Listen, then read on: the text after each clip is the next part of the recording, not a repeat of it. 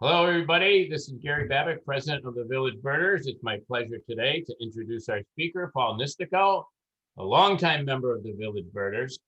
Not only is Paul a very good birder, he's a very good bird photographer and a very good bird artist and a very good friend. So it is my pleasure to have him give his presentation on a recent trip he made to California. Paul, I'm going to hand it over to you. Thank you, Gary. Good to be back with the club, even through this very remote mechanism. I am the host now. Okay. Regarding California, my friends in the club know that the Nistico family hails from Pittsburgh. Go Steelers. And about as early as the 1960s or 70s, members of my family began migrating out to California. And by now, there's a small enclave of Nistico descendants in Southern California. So Patsy and I have made many trips out there over the years to visit family and then go birding. California is probably the best birding state in the union. It's got a state list of something like 680 species, which is way above every other state. Texas is a close second, but not quite. And even San Diego County has a state list of almost 530. And that's just one county. It puts it ahead of 43 states. So it's really an extraordinary state because of the size and the various habitats. So as I said, we've done this over the years. And in May of 2019, Patsy and I made a trip back out to California for a family reunion for 3 or 4 days. And then we embarked on a 3-week journey around the state. And that's a lot for people at our age. We thought this was our last hurrah. We would go ahead and go to some places that were new, some places that were old friends and we had been to before. So it was a great adventure and I hope you'll enjoy it coming along with us today. I'm going to try to switch to share screen. And hopefully, what do you think, Gary? Are you seeing? Oh, I didn't start at the beginning. Let's start at the beginning. A very good place to start. Okay, I'm going to put one picture up here and move it out now. All right, birding California, deserts, mountains, and ocean.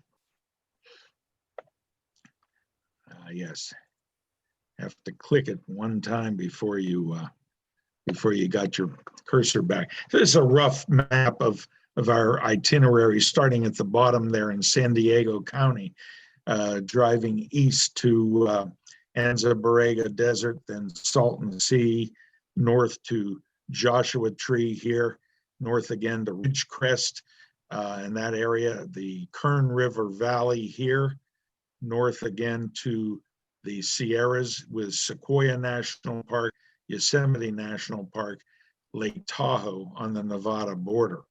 Then down to the Central Valley, Sacramento National Wildlife Refuge, all the way up to the Oregon border, Tule Lake and Lower Klamath National Wildlife Refuge, over the Oregon mountains to the northernmost coastal town in California, Crescent City.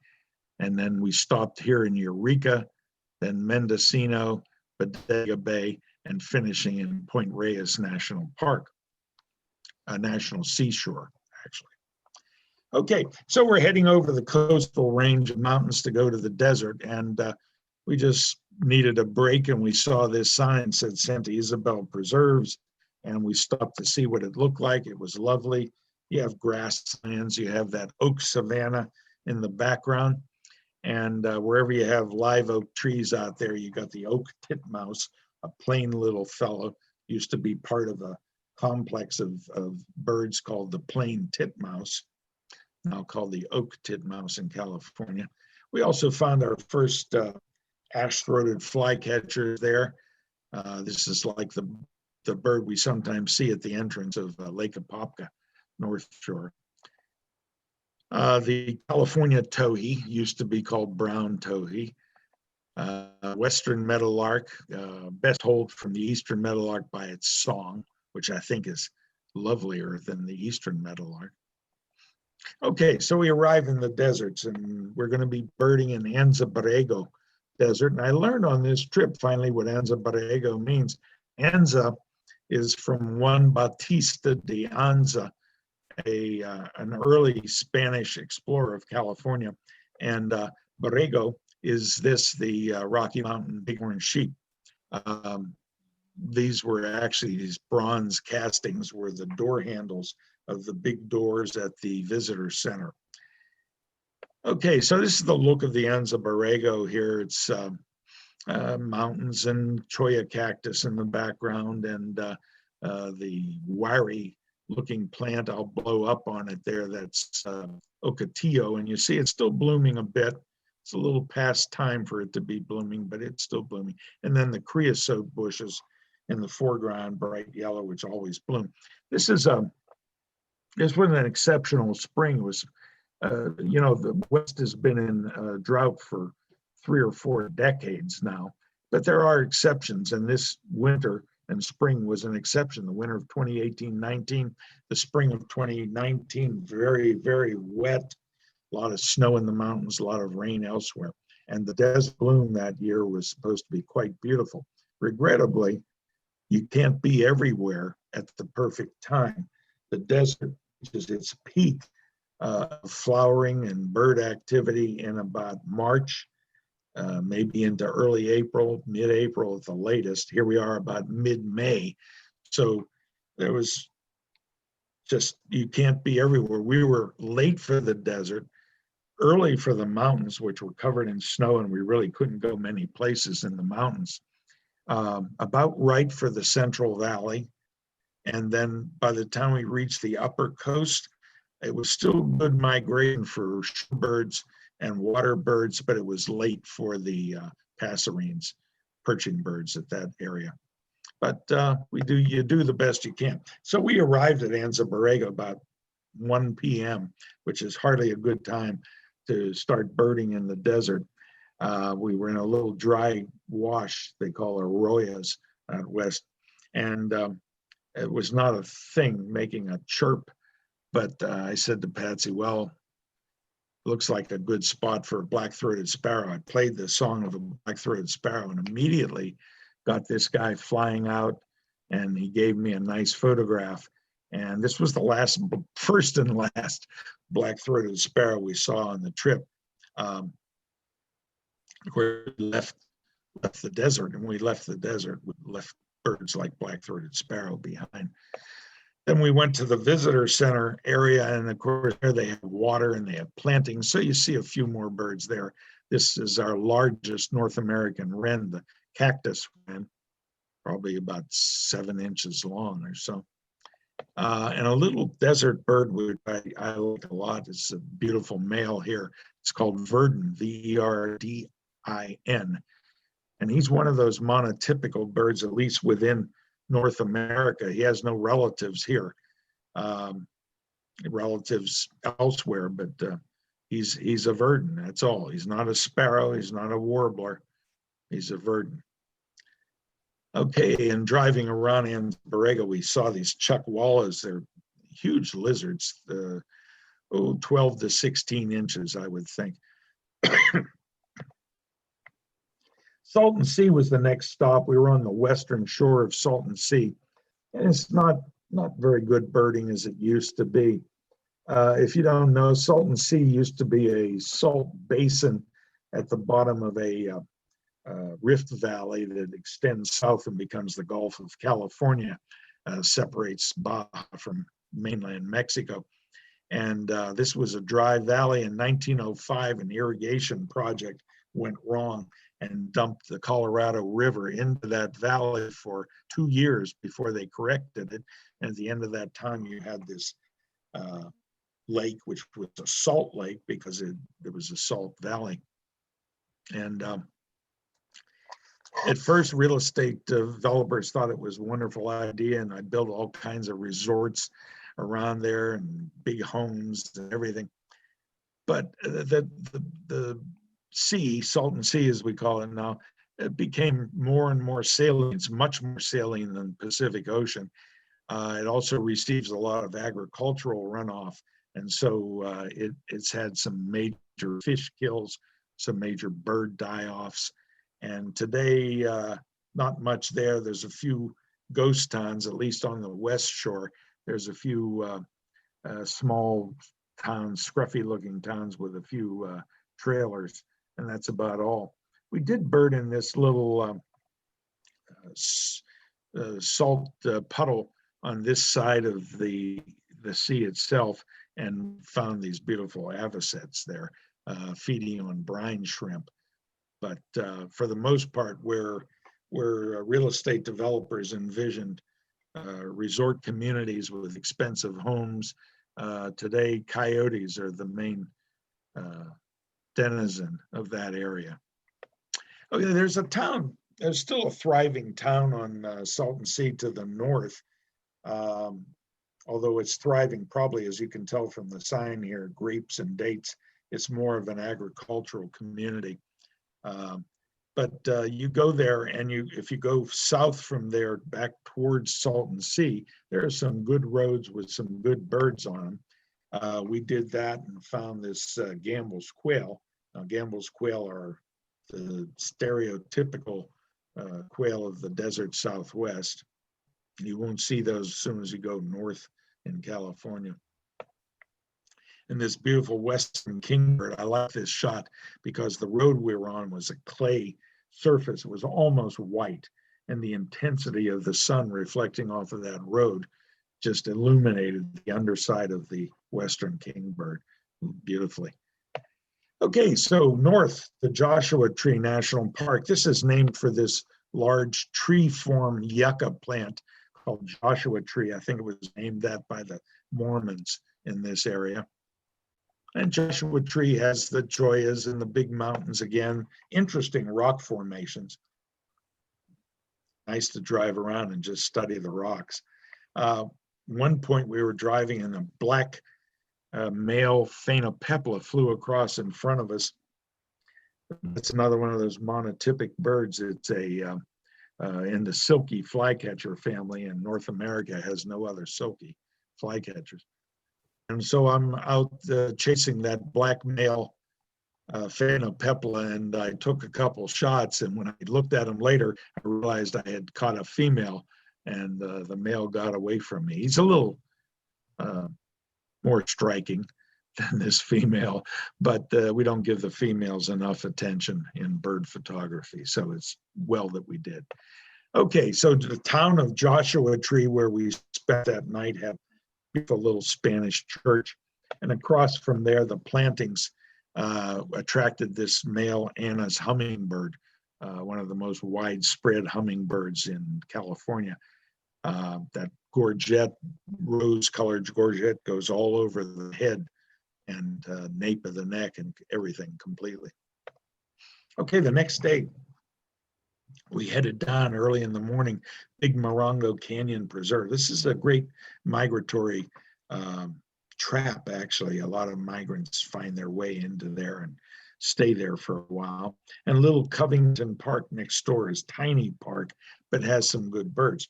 So we get there, big lizard, and we get there and there's a sign that says, Wednesday morning, 8 o'clock, locals lead a field trip. This was 7:45 Wednesday morning.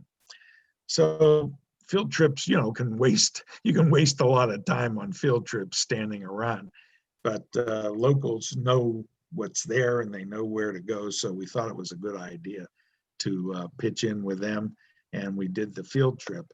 And first bird we came to was this female summer tanager. We tend to think of summer tanagers as southeastern U.S. birds, but actually they live on this latitude all the way across to California. I saw a few males, but didn't get a photograph. The western goldfinch there is called lesser goldfinch. It's the black back form, black cap, black back. Bell's vireo, one of the painfully plain vireos of the West. And you can tell him from his song. You see that big vireo bill, but mainly you can tell from his song.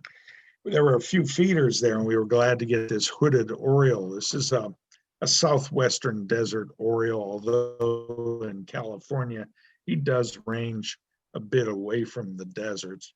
In fact, he can be in residential areas. And another bird came to this, and we were glad to find it, and that's the Costa's hummingbird. I'm going to blow up on the head of this bird. You see that gorget, he's got a purple gorget with flares on either side like a Nike swoosh. And this is a desert bird, mostly the Anza borrego. And so because we were late for the Anza borrego, we were glad to catch this bird. Okay, we went over to Little Covington Park next door. It's a tiny park, but it's got one specialty bird there for decades. They've had families of vermilion flycatchers. I don't know what it is about that park that attracts them. Vermilion flycatcher, this is a male. Their range is from West Texas through New Mexico, Arizona, and they just leak into southeastern California, not in any number. And so it was great to see them there. That I guess the adults have nests, have babies, the babies stay there. There seemed like there's always vermilion flycatchers there. Remember what I said about local trips, that you can waste some time on field trips, but those locals know where the good birds are. They took us right to a palm tree, and deep up inside the palm tree was totally black. When you looked up there, you needed a flashlight, or in this case, flash, to see this barn owl sleeping horizontally, like you see him here, up in the internal fronds of that palm tree. We've never found this, of course, on our own. So we were leaving there, we had our first western bluebird. You know how birds don't like nature photographers and they fly away, but every once in a while you get a bird. I'll blow up on his feather features so you can see how close I got. I have no idea why he stayed so close. He just let me get closer and closer. And I finally took my last photograph, walked away, and he was still standing there. You notice the red on the back and the blue on the throat tells you it's western bluebird, not an eastern. At lunch in Yucca Valley, and then afterwards we went south to another sort of disjunctive part of Joshua Tree, Black Rock Canyon Campground. Not a whole lot there in the way of birds. We did some nice cacti and cactus flowers, and wildflowers and beautiful wild grasses. Some humongous Joshua trees here, the biggest I've ever seen. You notice this picnic table here at the base. Imagine having a picnic surrounded by giant Joshua trees. It'd be something. We walked around there. We didn't have a picnic there. We just walked around. Mammals there, jackrabbits and California ground squirrels. The only bird I photographed was this Buick's wren. We did see some California thrashers, which I would have loved to photograph, but they weren't cooperative. And we saw some pinion jays fly through the campground, and way too fast for me to grab a photo. Okay, South Central California, Kern River area. We had birded Kern River Valley many years ago, and then manager of the Kern River Audubon Sanctuary, a guy named Bob Barnes. He was our guide, a professional guide at that time. And we were able, he lives over in the town of Ridgecrest now. And we were able to get him for 2/3 of a day on the day that we had available to us. And it was good to go around with him again. Of course, he's a great birder and a local expert. So he suggested we try the two, there's two defunct or derelict developments nearby there called, one of them is Galileo Hills and the other one California City. Sort of like here in Florida, investors are always trying to make new little communities, and sometimes they work like the villages, and sometimes they fail, like north of us there, that Bay Road division, which has a few houses, but mostly empty roads. That's good birding in a place like that. Here we had a great-tailed grackle, a little larger, perhaps longer-tailed, if you can believe that, than a boat-tailed grackle, slightly more raucous song or call. We had about 20 Impidinax flycatchers. We were there at a really very good time, and it was a good migratory day, but the problem was the winds were about 25, 30 miles an hour, and so that made birding very difficult. This was probably a dusky flycatcher. Bob could identify them mostly through primary projection and the like. So dusky flycatcher. House finch, it's funny, we see them here in the East. They were brought east during World War II to be sold as exotic pet species illegally. And after the war, they were released, and that's why we have an Eastern population. But when I see one out West, I always think, good, that's a nice Western species. And this one was a smart species too. He had a nest deep in the internals of this cactus, absolutely inside there. No mammal was ever going to get in there, maybe a snake or another bird, but it was a well-hidden nest. Towards the end of the day, we had this, over at California City, we had this olive-sided flycatcher, a little larger than a peewee and with a very strong vesting, they call it, the dark area on the chest that makes it look like a vest. So this was a rough day, as I said, because of the wind, but Bob promised us two good birds at the end of the day back in Ridgecrest near the cemetery. He said, if I get you this burrowing owl, he said, it'll be behind a chain link fence. There's nothing we can do about it. You'll have to photograph through the fence. And I said, okay. And we did get the burrowing owl there through the fence. Then the other bird was in the cemetery itself, a Ridgecrest Cemetery, and it's this long-eared owl. Long-eared owl is a good bird. They are hard to see. Patsy and I began birding in 1975. In January 1976, we went on a daytime trip to the National Arboretum in Washington, D.C. to look for owls. And the first place the leader took us was to a copse of pine trees, and there was a long-eared owl. That was the first owl of any species that Patsy and I saw. That was January 1976. This is May 2019, 43 and a half years later. This was the second long-eared owl we ever saw. So it's not an easy bird to see. In the interim between those two sightings, we saw all the rest of the North American owls, including snowy, boreal, spotted, hawk owl. But this one came with benefits too. Here's two owlets and a third owlet, 3 owlets attached to that adult long-eared owl.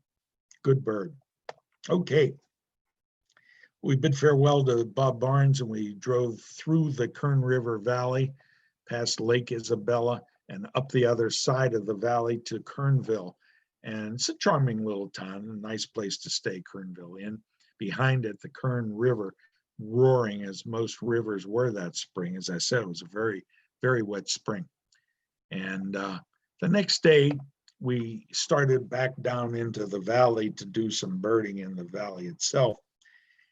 And the road down into the valley is lined with these old-fashioned wooden power poles.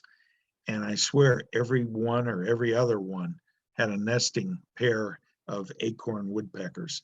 And so that was a good look at those. Down in the valley there, Lake Isabella is still rough with all the winds from the day before, and some winds this day too.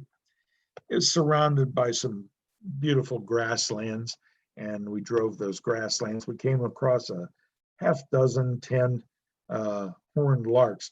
We like horned larks, Patsy and I. I'll blow up on the face here a little bit. you can see the horns and the beautiful facial pattern. When we were first birding, living in the Maryland suburbs of Washington, D.C., we would go down on weekends to Chincoteague National Wildlife Refuge in Virginia. And the fields around that refuge always had horned larks breeding there. They were there in the winter, and then they bred in the spring and summer. And they have that beautiful tinkling song, like little high-pitched tinkling bells. So it was good to see them always. As a little side road down right in the valley, Place Road, it takes you up to this general store called Place, and among there, Phoebe,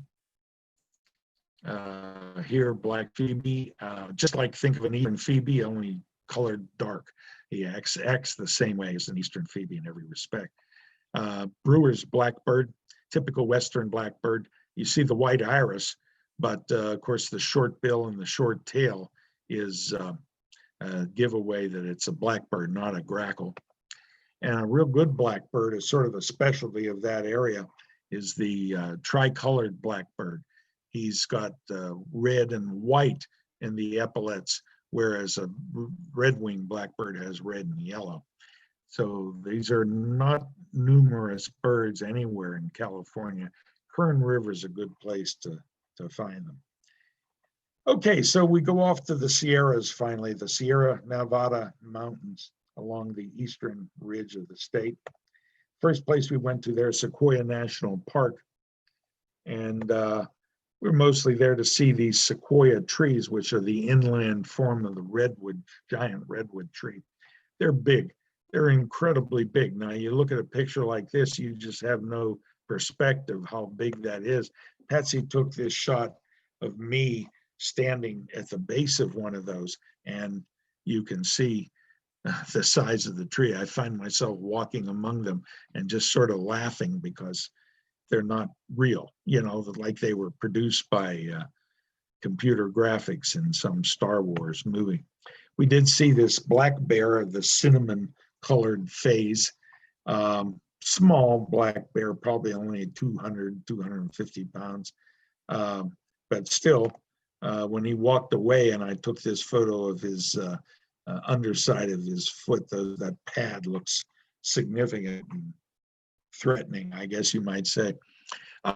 So we were stopped at this point. We didn't get too far into Sequoia before the rangers turned us around. There were snowstorms in the mountains, so our plans to go completely through this park, come out the other side, would have put us close to Yosemite. Was foiled. We had to backtrack through the park, spent the night in Fresno, and then the next day we did get up to Yosemite.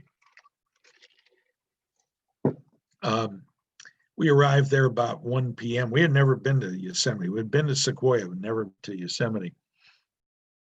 Got there about 1 p.m., had some lunch, and the mountain parts of the park are completely closed. The mountain roads are closed due to heavy snow, but the valley is still open, and the valley's got all the sights that you might want to see if you're a sightseer, as we were here.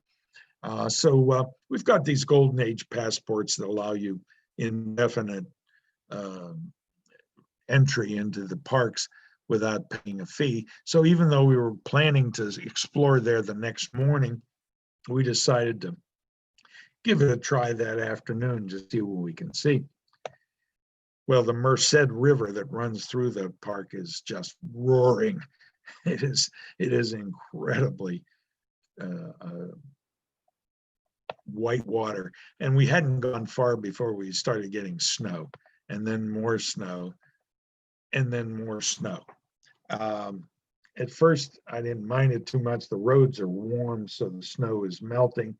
The outside temperature, however, was dropping as we were driving into the valley, 35, 34, 33, 32, freezing.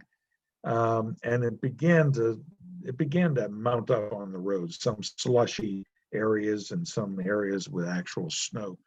So we were able to think there's only one cutoff that keeps you from going all the way into the valley. And we took that cutoff, took the exit road out of the valley, and escaped the snow for that day. Overnight, a miracle happened, and the foul weather that we experienced through much of the Sierra Nevadas disappeared, and we had a window. We checked the weather, and there was a window of 4 hours that we could go up into the valley and have nice weather. So we took advantage of it. You enter the park under this sort of rock tunnel. The mountainside still powdered with snow, of course. First sight you come to is Bridal Veil Falls, looking magnificent as always. Then the big monolith called El Capitan. And this is Yosemite Falls in the distance there. You see Yosemite Falls in this very quiet little stream. I don't know why it was so quiet, but it was just moving slowly. And I looked out there, and here were these common mergansers just floating down. I don't think they were moving their feet. They were just floating on the current. Male, of course, looking beautiful with that green head. Quite lovely.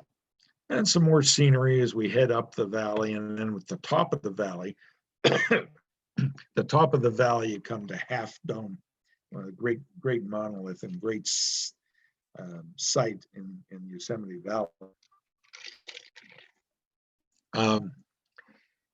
I'm acutely aware as I'm taking these pictures with my little point and shoot camera that I'm standing in the exact spot where the great Ansel Adams took all those iconic black and white photos during the early and middle 20th century.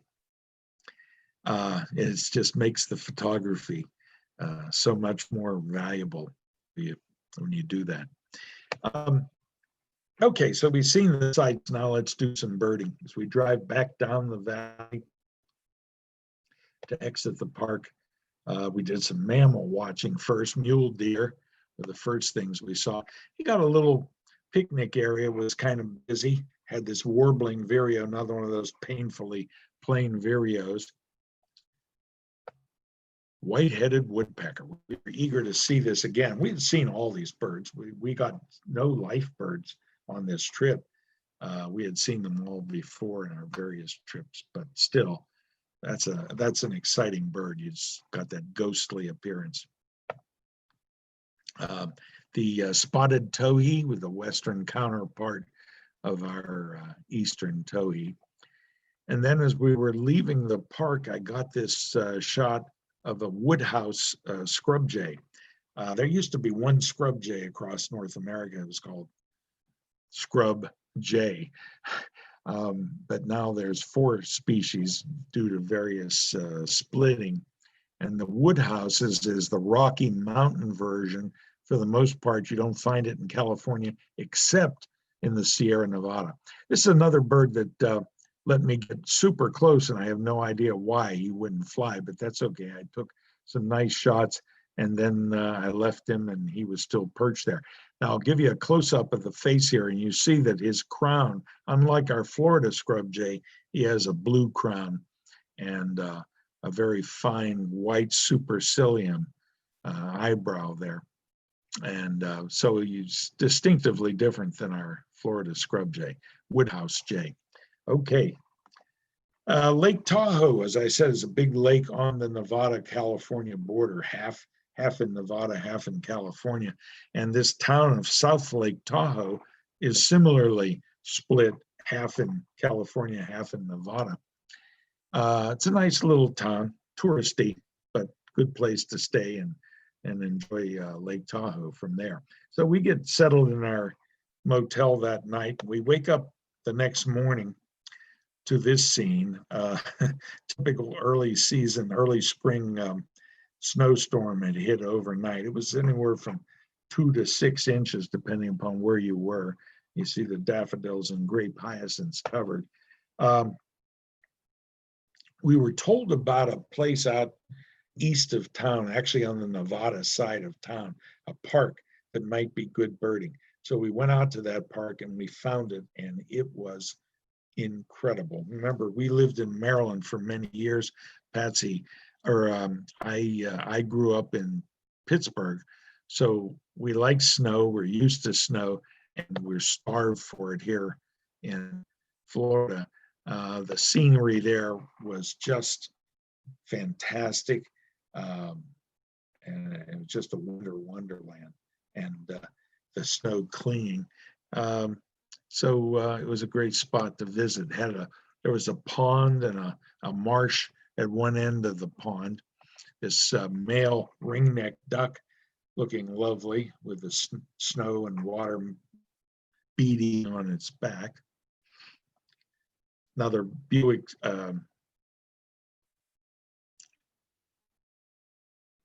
I just drew a blank. The blackbird with the white eye. I'll think of it in a little bit. Song sparrow in the snow, and which you sort of expect perhaps to see, but a bird you do not expect to see in the snow is American robin. So that was kind of an interesting shot. South Lake Tahoe is very flat. And so you forget that you're in the mountains, but it's 6,500 feet, so you're very much in the mountains. When you see a Steller's jay, you're reminded of the fact that you're in the mountains, and it's a bird you would expect to see there.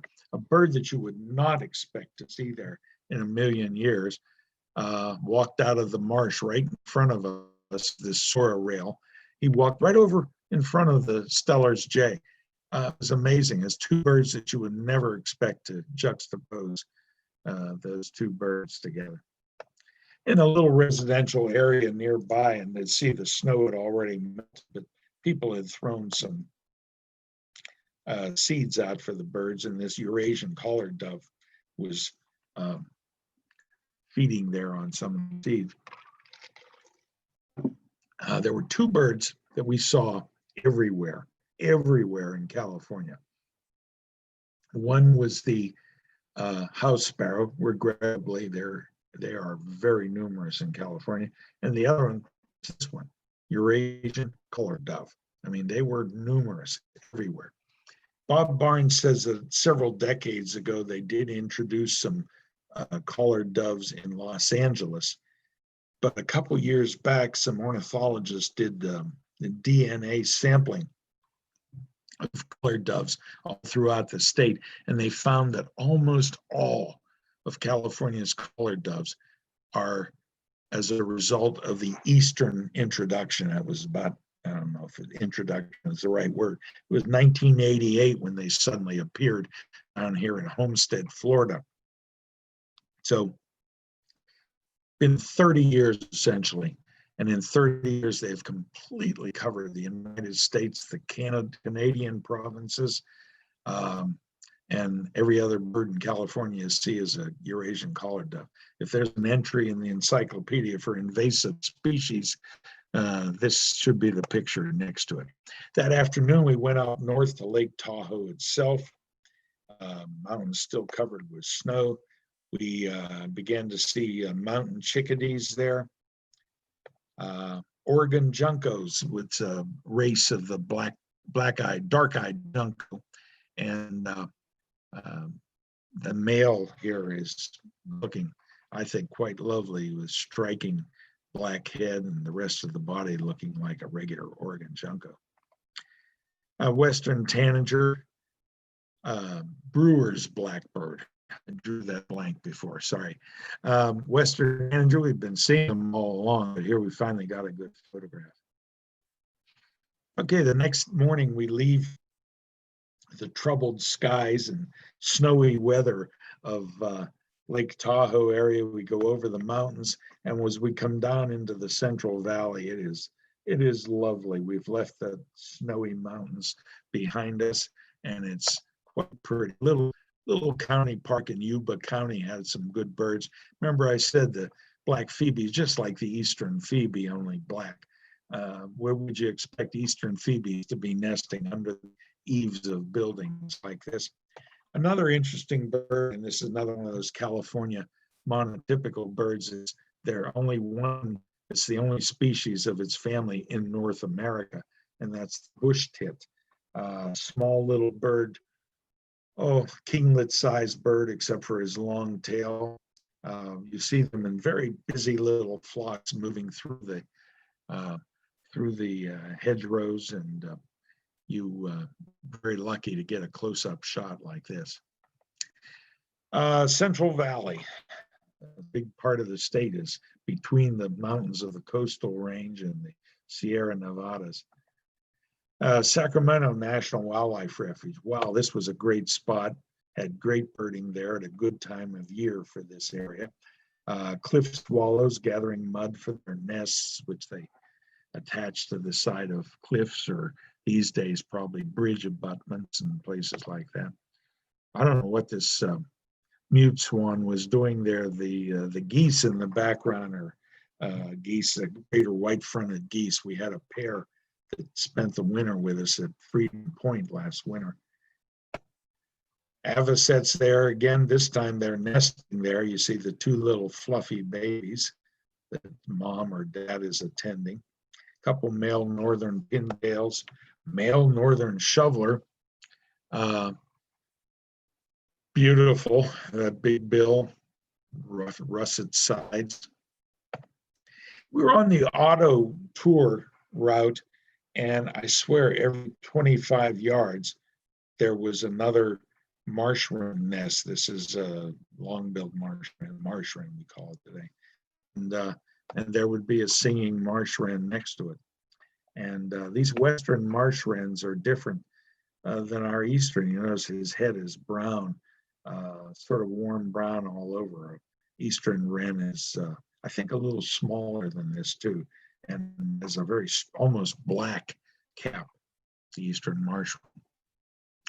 Okay, so we finished in Sacramento. We got back on Interstate 5, and we hauled our bums north for 4 hours at 70 miles an hour, which 280 miles takes you from Sacramento to the Oregon border, which was our next stop. And on the way, as you approach the Oregon border, you see Mount Shasta here, one of the highest mountains in California, always covered with snow. So we get up there, and we weren't planning to do any birding in these refuges, Lower Klamath and Tool Lake, until the next morning. But I said, well, we're so close. Let's just go out and see. Maybe it's still open. Turns out these big bird refuges are open 24 hours a day. Their roads go through. There's no way to close them up. They don't have any gates. They don't have any hours. So it was about 4:30 in the afternoon, and we went out. By the way, sharp-eyed Jim Dinsmore spotted this. I hadn't seen this when I was taking the picture. A yellow-headed blackbird beneath the sign, and of course the inevitable bullet holes in the Fish and Wildlife sign. We went out there. It was lovely. I mean, the sky was lovely. The water was lovely. The light for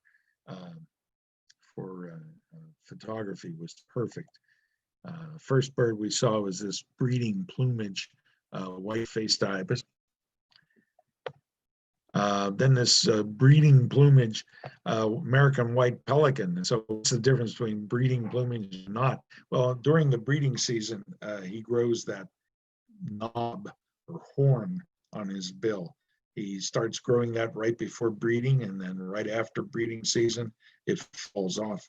And when we see them here in the wintertime, they largely do not have that on their bill. Gadwall, pretty duck. To see up close, you see that vermiculation on the side, from the wiggling lines there, from the Latin vermes, worms. And the cinnamon teal, absolutely lovely western teal. When I was a beginning birder, my mentor in birding and photography, Luther Goldman, used to say, Paul, the green-winged teal is the smallest teal with the smallest bill. Blue-winged teal, a little larger bill. Cinnamon teal is the largest with the very largest bill. I blow up on the face there, and you can see that's a significant bill, much larger than a green-winged bill.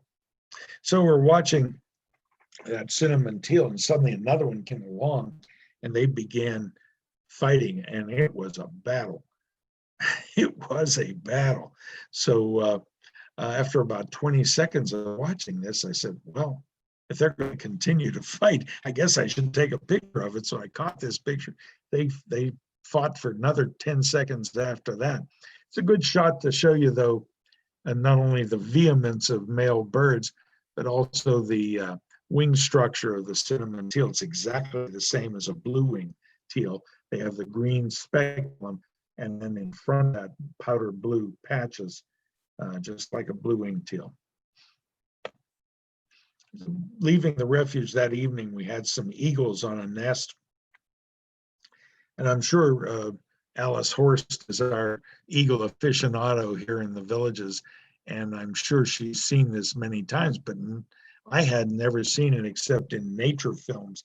This nestling eagle is getting close to fledging, and what do? They jump up and down and pump their wings, which is what this guy was doing, jumping up and down, pumping his wings, strengthening his muscles for flying, leaving the nest flying. We were kind of hoping this might be a golden eagle nest, but then this bald eagle flew screaming by at us, and so we knew it was not a golden eagle nest. Oh, and the next morning we began at Tule Lake. You notice right away this is a new sign with no bullet holes in it. Tule Lake was different. Had some different birds. Snow geese were the first birds we found there. This ruddy duck, male ruddy ducks at this time of year, they go around with that tail cocked and their breast out, and they're just little testosterone advertisements for breeding. Eared grebe, the western sort of counterpart to our grebe in the east. Yellow-headed blackbirds, we did have quite a few of those. Of course, they're big blackbirds, about the size of a grackle. Rocket song, fun to see, pretty. They had a lot of ringneck pheasants running across the road in front of us so fast that I couldn't photograph. Finally, one ran down the road next to the driver's open window there, and I was able to snatch this not terribly focused shot of a male ringneck pheasant. As we were leaving the refuge that day, we did have a flock of about 6 or 8 Franklin's gulls, the western counterpart to our laughing gull here in the east. Their wing structure is a little bit different. We stayed up, as I said, in Klamath Falls, Oregon, just above the Oregon line. And it was a beautiful time to be there. This is Memorial Day weekend by this time. And the lilacs were beautiful, wildflowers all over were just lovely. It's a charming town. We leave there the next morning to go back into the California coast. We stopped at a little pasture, and there was this barn swallow, the most perfect, colorful barn swallow I think I've ever seen. Little aspen grove had a yellow warbler singing, and I was to get this photograph of male yellow. So we driving past Klamath Lake on our way out of town, and that lake must have had 150 western grebes. Here's a western grebe. They're large grebes, not like piebells or even eared or horn grebes. They're long-necked, long-bodied, big birds. You notice the eye. I'm going to blow up on the face. You see the red iris of that eye. It's in the black part of the face. So these were out on Klamath Lake. Just to the other side of the road, there were some puddles, what golfers would call casual water. And in those puddles, we had about 20 Clark's grebes. Clark's are similar to westerns, maybe slightly smaller. They used to be considered conspecific, the same species as western grebe, but now they're split out. You notice right away the red eye is in the white part of the face, not in the dark part of the face. these Clark grebes were breeding, and so the males were making funny shapes out of their head feathers.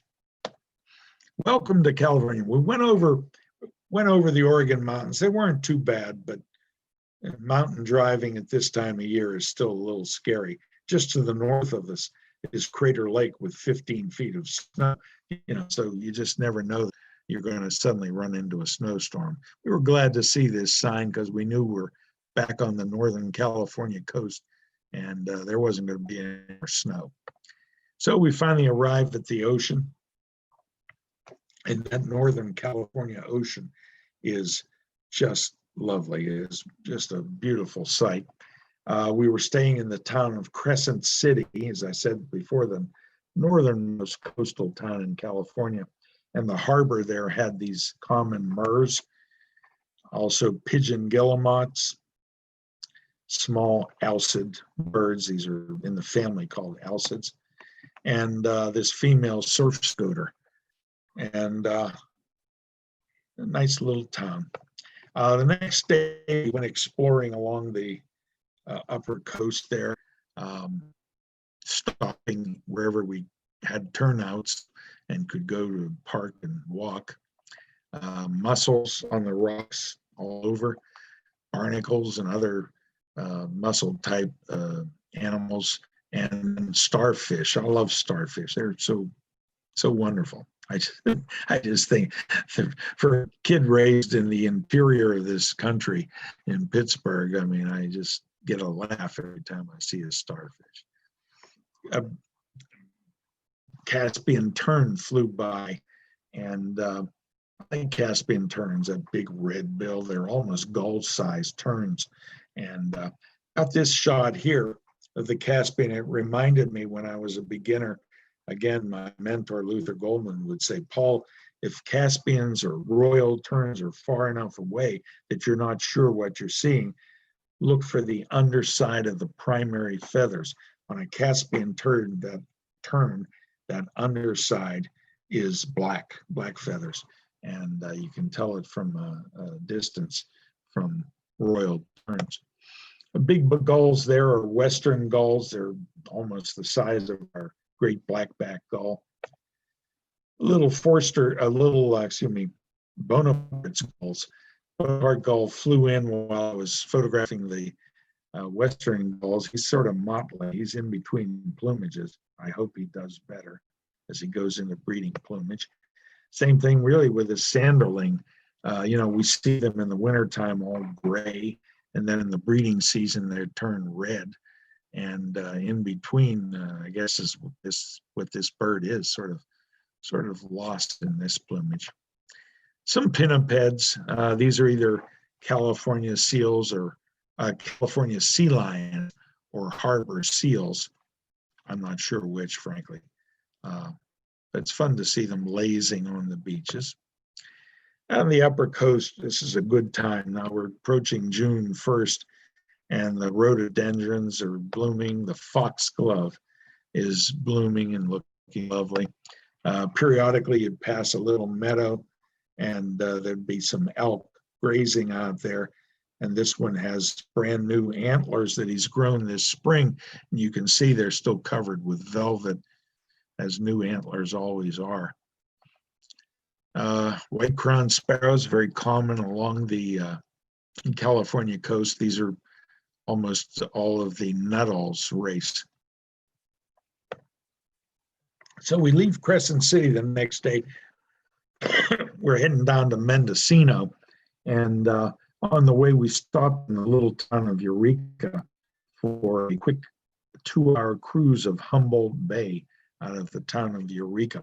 It's mostly a sightseeing cruise, but we'll use it to look for birds. There's the flag on the boat, and Patsy's all ready to go. And so we took off. I think there were just 2 couples on the boat, that us, Patsy and I, and then another couple. It's Eureka is an interesting town. It was a boom town in the late 19th century. You would think boom on gold, but actually it was lumber products, I guess, brought down from the mountains on horse-drawn wagons and then put on boats here and out through Humboldt Bay to the rest of the world. And so it made a lot of rich people living here. And there are today 200 Victorian homes still extant in the town of Eureka. It's a state historic landmark. And this is the nicest of those Victorian homes, called the Carson home. 1884, I think, was the date on it. Okay, so we're looking for birds. So we find this western gull on a nest on one of the pilings. But the best bird in Humboldt Bay that day was these red-throated loons in winter plumage. There were 5, I believe, we had. They're smaller loons than commons. Of course, as the name implies, in breeding plumage, they have red throats. These were all winter plumage birds. They're very pale, a lot of white, very pale head, and that thin pointed bill that's always held about 30 degrees off the horizontal. Tells you it's a red-throated loon. They're really fairly easy to tell at a distance when you become familiar with them. But we arrive at Mendocino that night. Mendocino is one of my favorite towns, and this is really was our favorite place to stay on this trip, the Hill House Inn. And it's one of those cushy little inns with beautiful architecture and lovely gardens to walk through. You see the fog in the background. It's the problem with the California coast. It can be foggy. But the next morning was bright and sunny. And we started the day at my favorite place in all of California. It's the Mendocino Headlands. You walk across this tall grass meadow past the windswept cypresses to views like this and this and this, where you see how the water and wind has made holes in these rocks, and this. I could spend all day there just photographing the rocks and the ocean there, but it's lovely. Some of these rocks have nesting birds on top. These are common murres, again, nesting here. These are mostly some common murres, some pigeon guillemots, also cormorants. There's 2 major cormorants I'm going to blow up over here on these guys.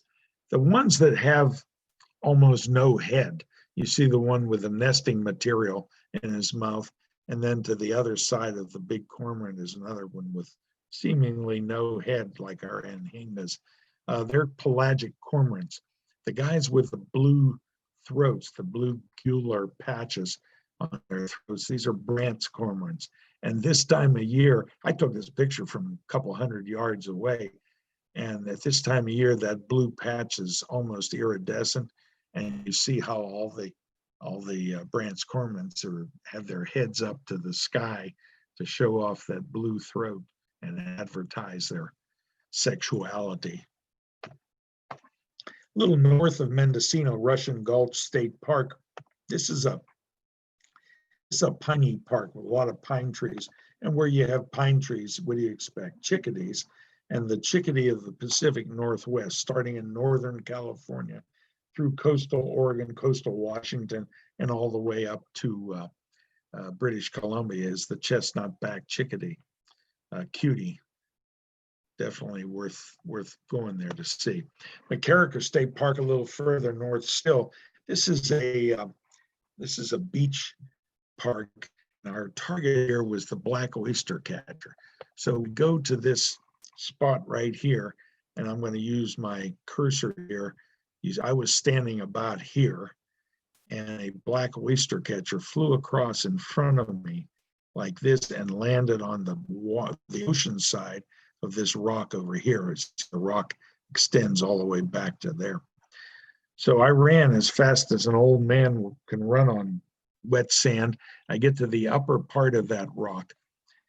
I checked my camera for all the settings were right and everything, because I started going down that rock. I had a feeling I might find that black oyster catcher, and if I did, it would be a brief and intense encounter. And in fact, we did come to the black oyster catcher, and it was close. He looked at me, I looked at him. I'm clicking away for about 3 or 4 seconds, and then he flew. But it was great to get this photograph. He only flew to this rock in the upper left-hand side, maybe 30 yards away. being a very large bird, it wasn't too hard to photograph him across the water 30 yards away and watch him while he walked around there feeding on mollusks and little invertebrates. As we were leaving the park, we went through the campground, and in the campground, we saw a pair of California quail. Of course, we had been seeing them all along, didn't have a really great photo opportunity until this moment. It's a beautiful bird. I think it's, well, I won't suggest because I don't know for sure. I think it's the state bird of California. The next day we leave Mendocino, we head south to Bodega Bay. And this was one of the best birding days of the trip. It was really remarkable. We started almost immediately south of Mendocino. We took the first road that goes out to the ocean. We drove about 15 years down that road, and there was an explosion of band-tailed pigeons sitting on the road, and they exploded in all directions. Maybe a dozen, maybe 15 of those. They all disappeared, except he landed on a branch directly in front of the car, and I didn't want to photograph through the window, so I'm hanging out the driver's side window like this and trying to get a picture of him, and I did succeed.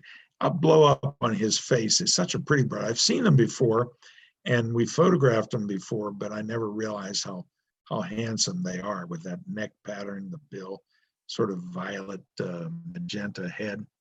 They're named for their least spectacular field mark, that black band across an otherwise sort of gray-brown tail. Band-tailed pigeons, very pretty.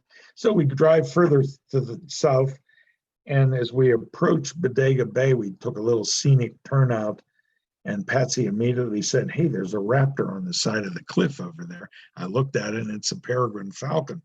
And she took, I think, this neat photograph of me. You can follow where I'm looking and pointing my camera right out here. There's the peregrine sitting on the side of that cliff from where he stoops on little shorebirds and the like. This was the photograph that I got there in that scene.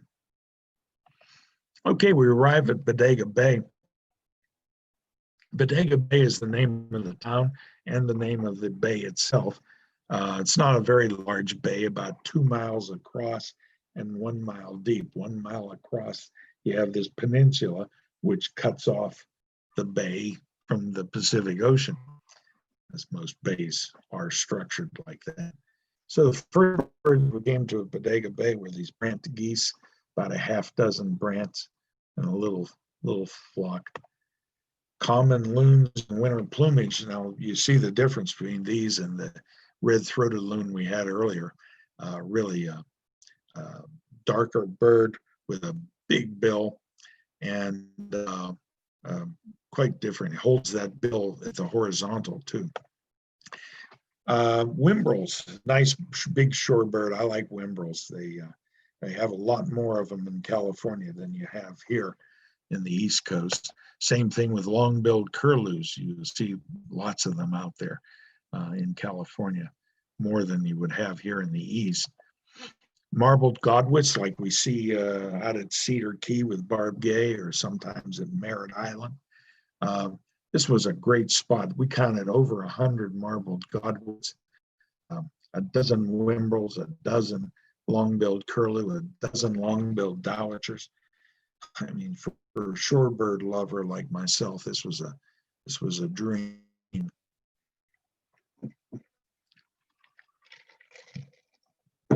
And late in the afternoon, right at but it's getting actually pretty dusky, we looked way out in the bay, and Patsy spotted this redneck grebe in full breeding plumage far out. This must have been 300 yards out on the bay. I don't know how I got even this respectable shot I guess I take a lot of snaps, and some of them come out. This guy is, as I said, full breeding plumage. He's ready to fly north at any time and start making babies in the Arctic. Okay, so this was the last bird of the day, but the best bird was earlier in the afternoon. We came upon this old guy, not like me. He was an old guy, and he was a pretty good bird. And we're talking about a few things, and he pointed across the bay to that peninsula in the Pacific, and he said, "You see those pine trees out there?" He said, right around where those pine trees are, there's some puddles on either side of the road. And this morning, I counted 13 redneck phalaropes in those puddles. That's a good bird. We think of the redneck phalaropes as pelagic species. That is, they nest in the Arctic. They spend the other 9 or 10 months of their life on the open ocean. And so if you see them on a pelagic trip, they're little specks bouncing on the ocean, and you're there on a boat trying to see them or photograph them. It's not fun. But in the Arctic, you can get up close to them and take some nice shots. But below the Arctic, you just don't expect to run into them. So we went over to where he suggested. We found puddles, and suddenly Patsy said, "Hey, there's a phalarope just outside our car here." So we pulled over, and sure enough, there were phalaropes all around. This is a male redneck phalarope. Remember, phalaropes practice the reproductive strategy called serial polyandry, meaning the female is the brightly colored one, and I'll show you the male. She's more attractive, perhaps. The male is the one who sits on the nest. She courts the male. They mate. She lays eggs in his nest. She goes on to another male, repeats the process, goes on to another, repeats, and then after 3 or 4 times, she flies south. Eventually, when the males get the babies up to where they're self-sufficient, he flies south, and then the babies join them later. A fabulous bird, an interesting bird, and a bird that you just don't expect to see like this.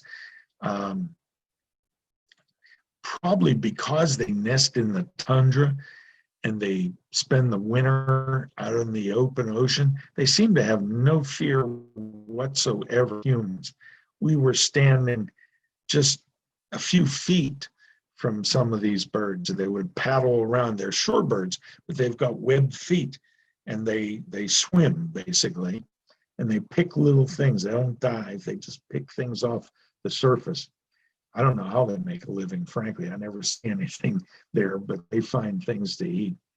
When I was in Alaska and I photographed them like this, I thought, oh, it's too bad Patsy will never have a chance to see them like this. Well, luck would have it. A tip from an old guy, and we got the chance to see them. To me, this is the best bird of the trip, and we stayed there 20, 30 minutes. They were the best 20, 30 minutes of the trip. This is just such a great experience to be this close to such a different bird. We were standing there, and suddenly I noticed there were 4 in this puddle, 5 in that puddle over there. I said, "Hey, that's 13. That's exactly the number that the guy said he's counted." I couldn't believe we had seen every one that he saw. So that was a great bird for that spot. Last spot, the last place we're going to on this trip, Point Reyes National Seashore. We had been here before and driven down to the beach and seen the lighthouse and everything, which is a good thing because this very wet spring, that road was inundated with water and we could not proceed to the ocean, but that's okay. We've seen a lot of ocean. This place also has hillsides, grasslands, it's a lot of brush country, lots of good places to go birding here. So we're on a hillside and looking out the driver's side window, photographing a white-crowned sparrow, as I recall. And Patsy said, "Hey, right outside my window at eye level, there's a California quail sitting in a bush. So I look over. It's only like 5 yards, maybe 10, 15 feet the most outside of the window of the car. So she leans back and I took these photographs out of the window. Now we saw the California quail that I took earlier at McCarricker State Park. It was in full sun. This guy is backlit, but you know what? As a photographer, sometimes backlighting can be charming. Look at the little feather shafts illuminated and the rim lighting on the bull and the breast. Neat. I thought it was a nice photograph, backlit. We also saw some chestnut back chickadees there. Purple finch, our first pair of purple finches. It's a good bird. Then we came a little stream and we came to this Impidinax flycatcher. Oh, Impidinax flycatchers, if they're not singing, they're kind of hard to identify, but this one's fairly easy. We're standing on the Pacific slope as I take this picture, and the Pacific slope flycatcher, I'll zoom in. Pacific slope flycatcher is known for its greenness compared to many of the other empids. It's got a green head and back. It's got this yellow-green breast, and then the eye ring comes to a point behind the eye, sort of a teardrop-shaped eye ring. This is a Pacific slope flycatcher. I was quite satisfied that we had identified this one correctly. So that's a great bird. We hadn't seen it before. I got photographs. We're happy. We're going to call this the last bird of the trip because I've got to get around San Francisco this afternoon, heading south, and always rush hour in San Francisco and Oakland. Leave the park. We leave the park and we're planning to just head out. And then we pass this hillside, and it's really steep. The hill is only about 75 or high, but it's very steep and it's covered with brush. And I remember reading on the park list that they had wren tits there. And wren tits are hard birds. They're hard birds to see because they stay buried in the dense chaparral, or in this case, dense brush. I didn't think there was much of a chance, but I said, okay, Patsy, stay in the car. I'll get out. I'll take a look. So I got out and I played the tape for wren tit. Immediately, I saw some movement at the top of the hill, and then the movement began coming down the hill towards me. I said, Patsy, get out of the car. I think we got one. By the time she got out of the car, I was looking at this bird right here. Great shot, a wren tit. As I said, these are hard to see, hard to photograph. Fortunately, I was in a territory, and a quick playing of tape got me this look at this bird. Wren tits are another one of those monotypical birds. There are no relatives in North America to this bird. There may be relatives overseas, other family members overseas, but not here in the United States. The other neat thing about this bird is a handful in Oregon, a handful of them in California, there's Mexico. Probably 95% of the world's population of wrens breed and live in California. They are perhaps the quintessential California species, and it was our last bird of the trip. So it was a fantastic way to end the trip. Programs like this are supposed to end with rainbows or sunsets.